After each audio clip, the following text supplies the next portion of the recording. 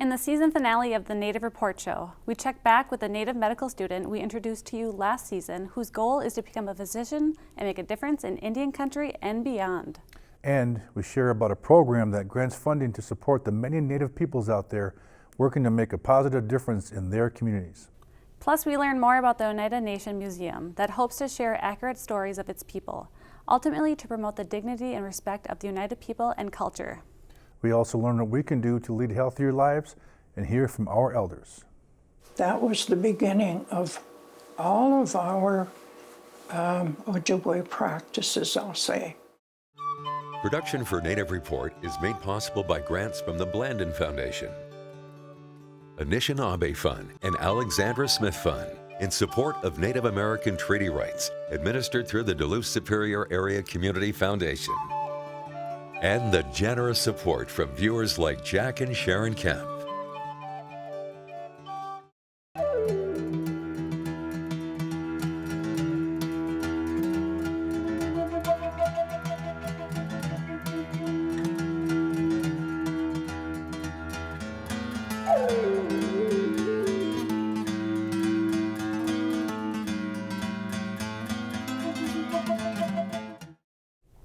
Welcome to Native Report, and thanks for tuning in to the final episode of Season 17. I'm Rita Karppinen. Thanks, Rita. I'm Ernie Stevens. In our final episode, we're exploring how philanthropic work and giving back to communities are constant in Indian country. We highlight some Natives looking out for the welfare of their people, land, and beyond. Many believe Native representation in medicine is crucial to combating public health disparities among Native peoples. In the last season of Native Report, we met several Native medical students and followed them during their journeys into the challenging industry. We checked back in with one of the medical students working to become a physician as she was wrapping up her psych rotation at Minneapolis Medical Center.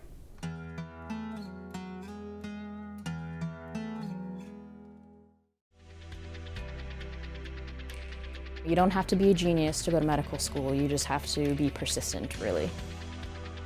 A lot of people who would make great doctors are often, just feel like it's too long of training or it'd be too difficult when, they would be a good fit.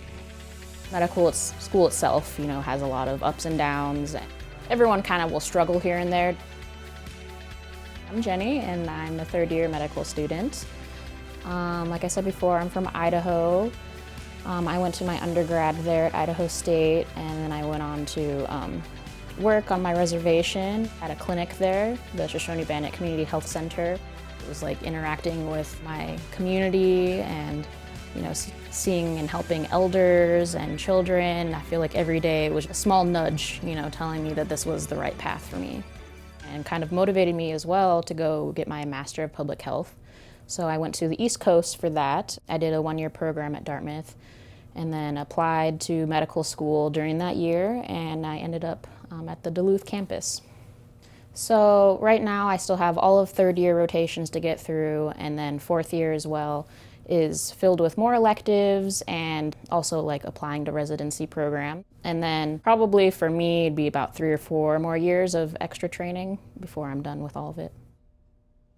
Here at Fairview, I'm working on a team, Blue 22. It's like a psychiatry unit that's inpatient. My day mostly consists of working with the resident and another medical student directly, and then later in the morning or early afternoon, I will round with the whole team, including our attending physician. In the afternoon, sometimes I'll have like ILT time for assignments I have as a student or just doing more research on, things for our patients.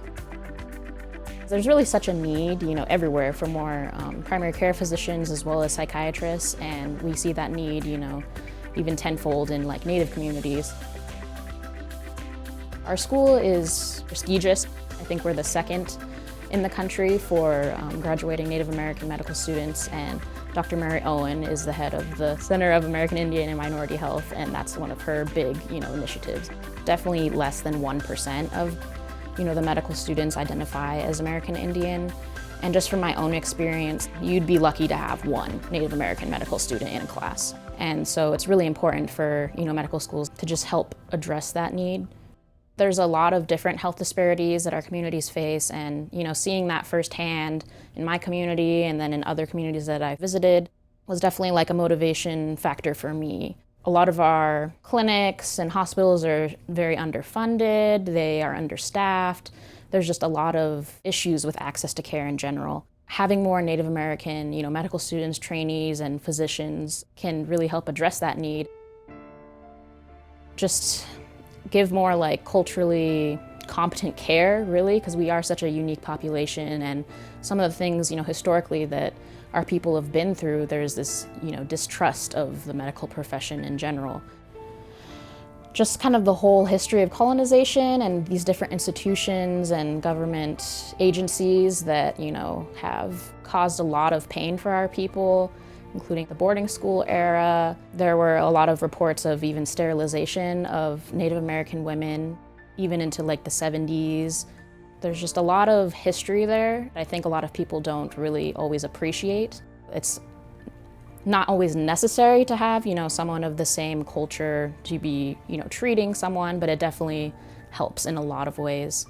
And I know physician turnover is also a really big issue in a lot of tribal clinics and hospitals. So having someone maybe that's from that community is, a good solution to someone that maybe would stay for longer than just a few years. It is generally 4 years of undergrad. I mean, a fair amount of people end up doing some sort of master degree or maybe a post-bac because medical school is just so competitive. And most people I talk to apply to maybe 10 to even 30 because it can be so competitive. It can be very expensive too. That's something that is a real barrier to a lot of people applying to medical school, especially, underrepresented minorities. Once you matriculate, it's generally the 4 years of medical school, and then you apply to your residency and complete your training that way. And it can be anywhere between 3 to 7 or 8 years, depending on the specialty, and if you choose to do fellowships also on top of that. My main advice would just be to not give up.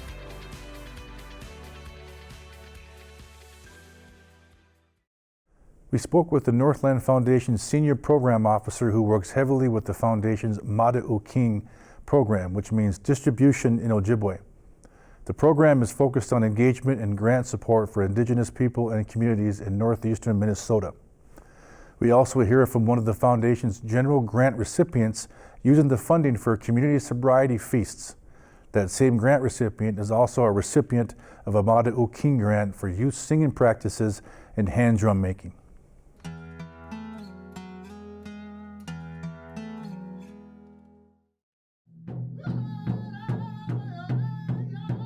We have the drum. There's always a lot of laughs. It's a good sober event.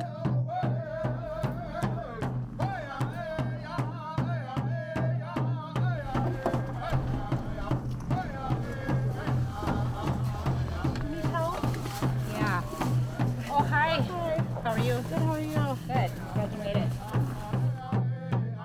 Our drum is alive, and by being near that drum and having access to be near that drum, it can change how you see the world. It can change how you interact in the world. Food always brings everybody together, We have smudge. Right now we're in midst of a pandemic with people losing their lives, and that set forth what we do here today with the sobriety feast. We get many different people that come to the doors, being sober from one day to plenty years. While we were in the pandemic, we applied for the grant, got the grant, and were able to do a little more things as far as food and supplies and small incentives for speaking. And Duluth itself has a large Native population. I see a lot of people struggling with the pandemic, alcohol and drugs, and that's another reason why we stepped forward to start this. It's a hard thing to watch. There's a lot of young people that are losing their lives over the pandemic. In this community alone, it's quite often, more than it should be. they embed cultural values into the work that they do. So it is really important to recognize Native philanthropy and people who are invested in that. Northland Foundation distributes grants to support some basic areas. We do children, youth, and families, individual and community well-being. And Mata-Uking is a new initiative that really focuses on Indigenous community. There was a study that showed that less than 1% of grants go to Native organizations nationally. So Northland started to track data internally and found that they were distributing about 2%, but wanted to increase it, and now it's about 9% of grants, but at the same time wanted to really learn and listen with the Native community to find out what the needs are. We have a Mata-Uking board that is it's all Indigenous led, so they set the priority areas, and it goes anything from strengthening culture to language revitalization to grassroots community response. Our culture really has been fragmented in that some families or some communities really have retained cultural practices and they have access, but what I see is that it's really been disrupted across, in different places. The word Mata-Uking, it means the distribution, and it's an Ojibwe word. It's a long history of different, I would say, federal policies and historic events of why we don't have as many resources right now. Native people, if you look at the data, we are under-resourced. We don't have high incomes for the most part, and yet here you have a community that when they see a need, they pick up and they do something.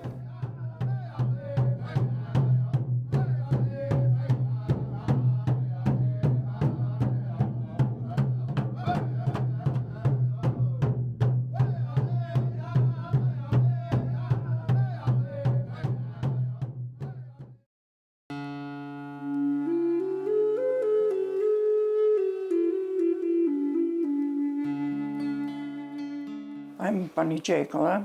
My real name is Julia. There's no connection to the name Bunny, but it's something I've had since I was born. I've lived on this land for my whole life, actually. Bunny, can you tell us about growing up as Ojibwe? My grandpa and grandma were from the boarding school era, and especially my grandpa didn't want his kids to really become Indian. So all of the kids went to public school in Cloquet, and we were able to, when Grandma and Grandpa would go make rice and come home, we were able to watch them do the process, but we couldn't do any of it.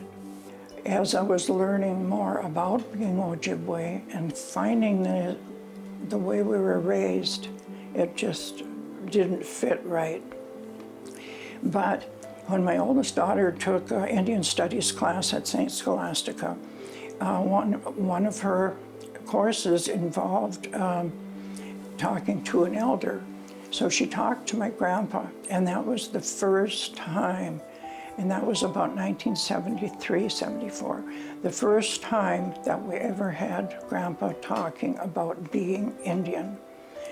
And he did such a great job that I had him and Grandma come to the Cloquet Public School art class, and they began to teach these kids in the art class.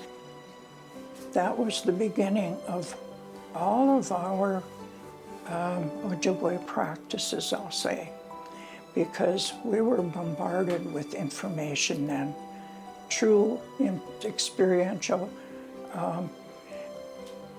information that we would have never known.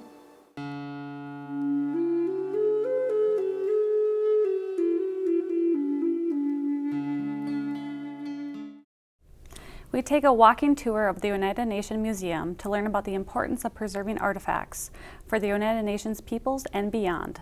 The Wisconsin Museum was opened in 1979. The mission of the museum is to preserve, protect, maintain, and interpret the Oneida traditions, artifacts, language, customs, and history. ultimately to promote the dignity and respect of the Oneida people and culture.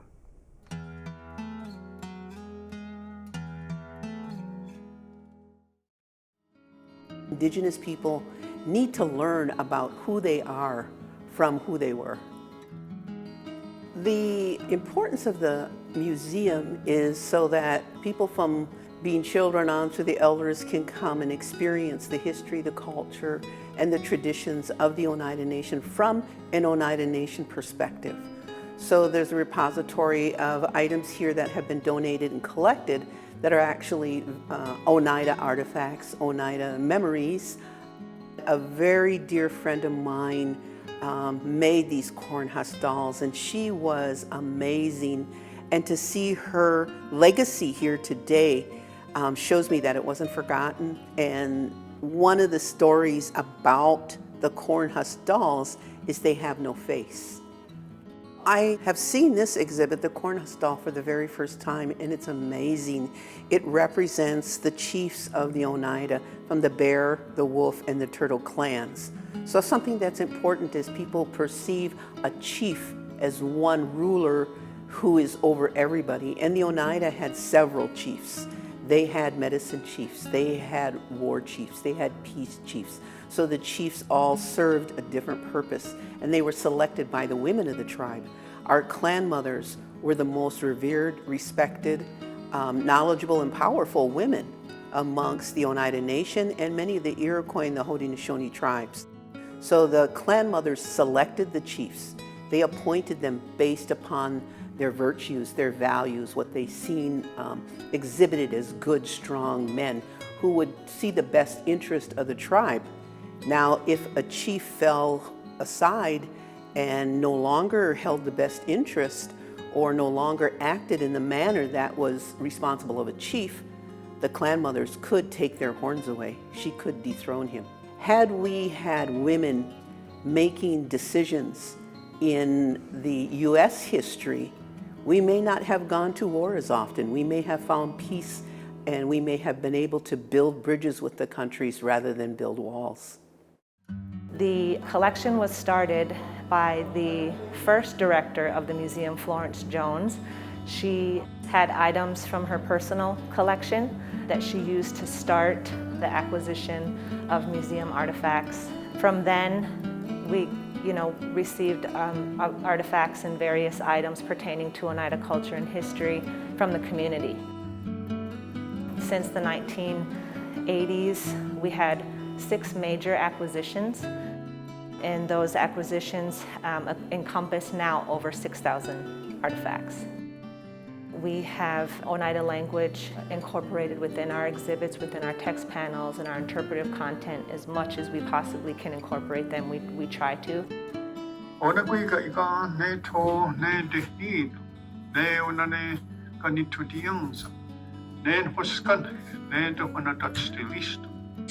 ago, before there was any land here, there was water all over. The only things were the creatures that lived in the water and the birds that flew above the waters. Now further above, there was land, which is called the sky world. And there were people living there, but these people had supernatural powers. But she could not hold on, and she fell through. As she fell through, the birds and the water animals saw light through the hole that was made, and they could see something falling. So the birds went up to see what it was.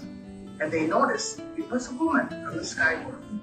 These are some of the accessories also from our collection, and this would include silver work as well as raised beadwork. We are known for our raised beadwork in the 1850s in New York State. Raised beadwork actually developed as a result of the tourism trade at Niagara Falls. And so this art form is one of the art forms that we brought with us here to Wisconsin, and our Oneida people today still foster that art form, and they're getting better and better, and so we have examples of that in our collection.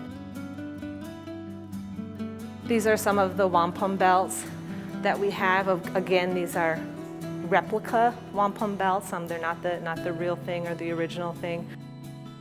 And the Hiawatha belt is representative of the 5 nations at the time that accepted the Great Law of Peace, which is the oral constitution that the Haudenosaunee Confederacy abides by.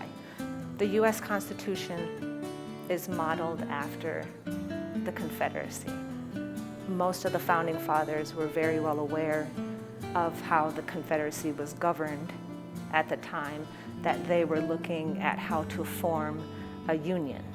And there is several writings from Benjamin Franklin and other Founding Fathers stating that they sat in on these councils and watched how we conducted ourselves in the Confederacy.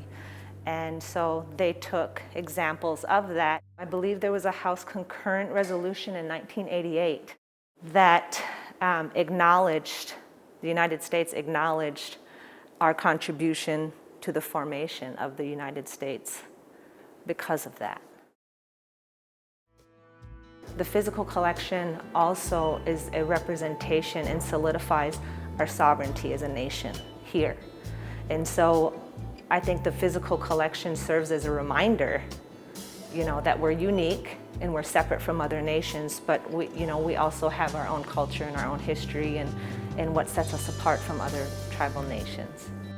I like to think that everybody has a history, and each group, whether they be Oneida of another tribe, or perhaps they're Finnish or Polish or Swedish or French, they have a history.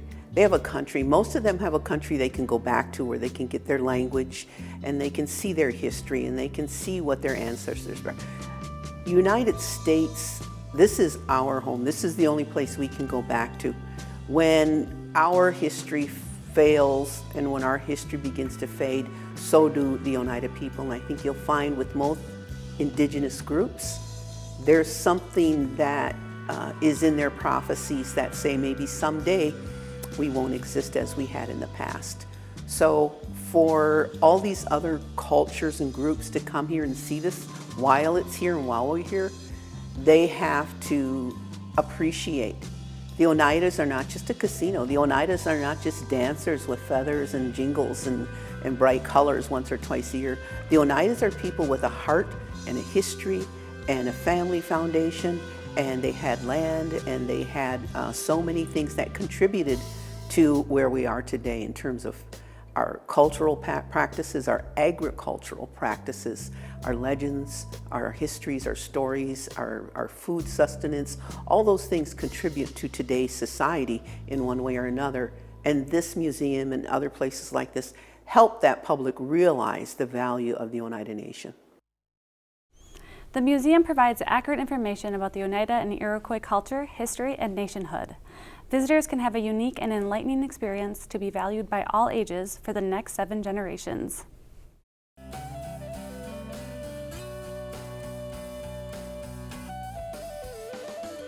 I tested positive for COVID-19. I've had 2 doses of the Moderna vaccine. My wife Ivy and I have been careful to wear masks and keep our social distance. Healthcare workers are naturally at higher risk for infectious diseases. Hand washing and personal protective equipment are mandatory for everyone doing patient care during the pandemic. Our clinic does weekly COVID-19 surveillance testing of all employees to catch infections before they spread. In spite of that, I tested positive for COVID-19. This is called a breakthrough infection. I didn't have any symptoms, but with a documented infection had to isolate at home for 10 days. I unknowingly exposed some good friends, my wife's grandparents, and some of my family I hadn't seen in a long time. Luckily, all were vaccinated, and all of them tested negative for COVID-19. Keeping distant from my wife was tricky, and I wouldn't want to repeat that experiment. I was doing hospital work the week before. I had several patients with serious COVID-19 infections on ventilators in the intensive care unit. I saw them every day, and I was careful with personal protective equipment and hand washing in the hospital. I was in the ICU for a brief time each day. The ICU nurses spend long shifts and sometimes double shifts with patients who are very sick. Having COVID-19, when I know what it's capable of, really made me think about what is truly important. I've seen how sick people can get, and I see what it does to their families. No one went to medical school or nursing school with plans for working in a global pandemic. I'm grateful to do what I do. I'm grateful to work side by side with people who went to school to make everyone's lives better. I'm grateful for the COVID-19 vaccine. Preventing severe illness and hospitalization is what it was made to do, and that's exactly what it did with me. The vaccine protected those people most important to me. Remember to call an elder. They've been waiting for your call. And while you're at it, thank a nurse. I'm Dr. Arnie Vinio, and this is Health Matters.